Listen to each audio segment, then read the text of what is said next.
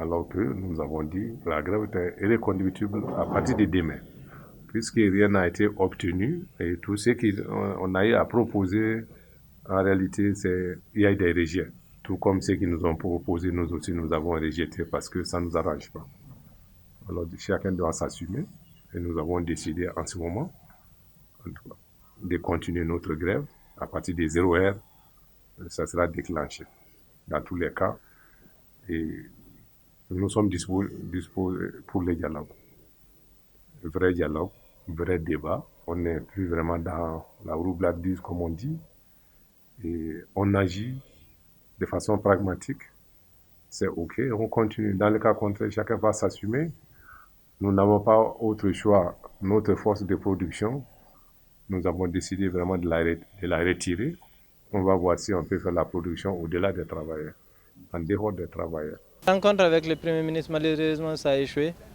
Même si sur les réseaux sociaux, on disait qu'il y a eu un point d'accord. Ça a échoué pour beaucoup de raisons. Mais je dirais que la principale raison déjà, c'est le fait que le gouvernement continue à vouloir confondre le point sur l'harmonisation aux autres syndicats qu'ils appellent les autres syndicats, les autres centrales. Quand sur l'harmonisation, le Premier ministre dit qu'il faut qu'il se concerte avec les autres, vous savez, ça c'est des choses qui fâchent à l'INTM. Nous ne comprenons pas ça. Ça veut dire que l'application de l'harmonisation est conditionnée à l'acceptation par les autres, ce qui n'est pas concevable. Quand ils appliquaient l'article 39, ils n'ont pas demandé, ils n'ont pas dit aux enseignants, attendez, on va se concerter avec l'INTM. Si l'INTM est d'accord, on va appliquer l'article 39 dans le sens que eux ils l'avaient compris. Donc vice-versa, on ne devrait pas aujourd'hui nous opposer les mêmes arguments. Ça ne tient pas. Presque il n'y a plus d'activité même. Donc à ce point, moi j'exhorte les deux parties de trouver un accord très vite. Le gouvernement et l'INTM doivent trouver, parce que là c'est la population qui souffre dans tout ça là. Donc ils ont un intérêt de trouver un accord.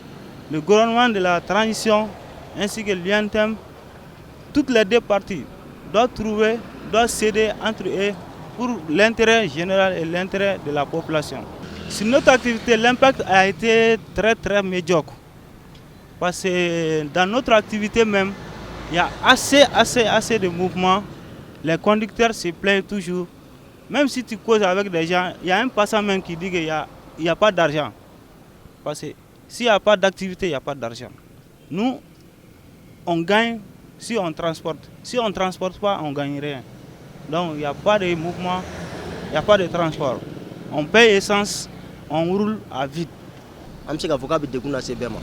La grève touche tous les secteurs d'activité. Au Mali, les gens dépendent les uns des autres. Nous souhaitons que les deux parties trouvent intérêt d'entente entre elles.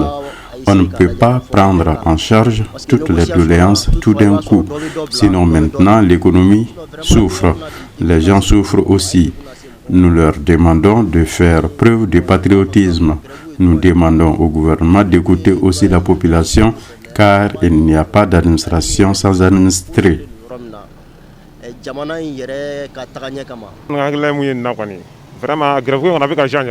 La grève là est un gâchis pour nous. Présentement, je suis en cours de route pour la mairie du district pour aller chercher ma vignette.